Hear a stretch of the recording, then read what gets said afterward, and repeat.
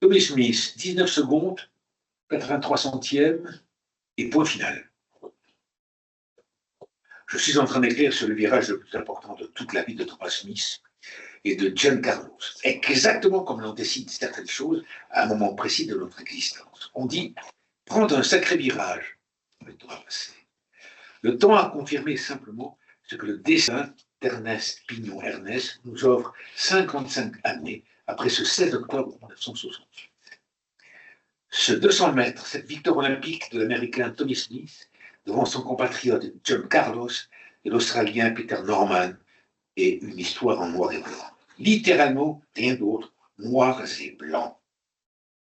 Avec Ernest, l'imaginaire est toujours au pouvoir, et c'est le crayon, le trait, la forme qui nous ouvre et qui nous offre la couleur si précise de notre mémoire. Ou bien le rêve éveillé pour tous ceux qui ne connaissent pas cette histoire, ce moment d'histoire. Regardez les visages, comme ils expriment tout ce qu'un point ganté de noir a voulu dire.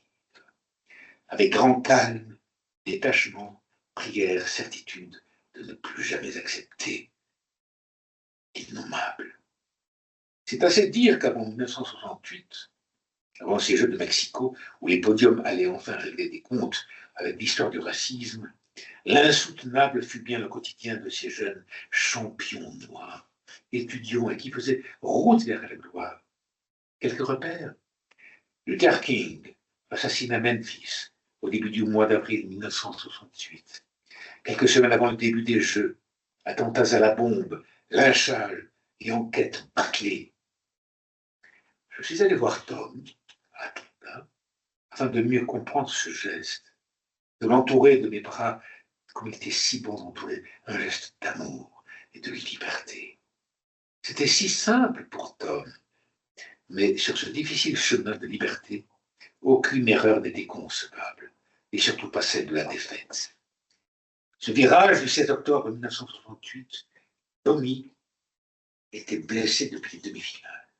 Il savait bien que John Carlos, le pitbull de New York, n'allait pas se gêner pour venir rôder sur son dos. Alors Tom me dit avec un grand sourire, « Hé, tout était simple pour moi. J'avais mis de la glace, plus qu'il ne m'en faudrait jamais pour ma cuisse gauche, et je devais sortir du virage en tête sur tous mes adversaires. Ensuite, 16 foulées seraient suffisantes. 16, pas une de plus. » Il se relève à 20 mètres de l'arrivée. Il sait déjà que le geste va venir. Le poing levé vers l'histoire, pour l'histoire. Le simple geste pour dire au monde que les Noirs ne vont plus jamais se contenter de courir comme des bêtes de cirque.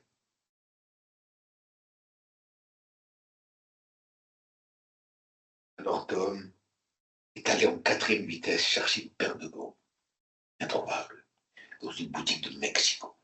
Au dernier moment, son copain John Carlos lui a dit qu'il lèverait le poing, lui aussi, sur la seconde marche du podium. Et puis cette beauté finale. Ce courage blanc qui vient tout emporter, juste avant la remise des médailles. À peine quelques minutes dans la chambre d'appel, le coureur australien Peter Norman s'approche de Tom. « Moi aussi, je veux vous aider. J'ai grandi dans un pays qui a fait tant de mal aux aborigènes. Toute cette souffrance, mes parents m'ont appris le respect et l'amour de l'autre, quel qu'il soit. Je porterai donc sur ma veste de survêtement ce badge des droits civiques, Human Rights, et j'en suis fier. » « Attention, répond Tom dans un souffle, tu vas prendre des coups toi aussi. » Je m'en fiche. Octobre 1968, maintenant, il prie Tom, juste derrière Peter, ce type de 20 ans à peine qui sera radié de l'équipe d'Australie.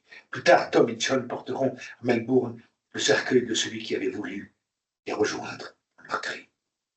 Tom prie et se souvient. Il pense à Dora et James, ses parents exténués dans les champs de coton de l'Alabama.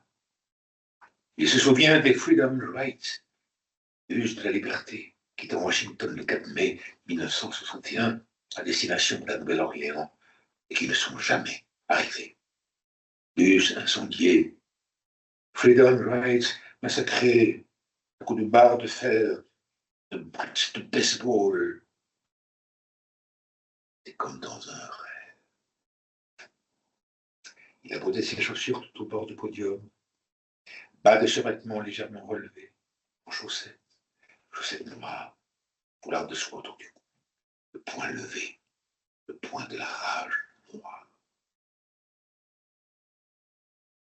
Cette prière est si longue, beaucoup plus longue que les 19 secondes, 83 centièmes de la victoire. L'éternité après l'éclair. Bientôt, dès le lendemain de cet incroyable courage, les insultes, les pouces baissés vont venir.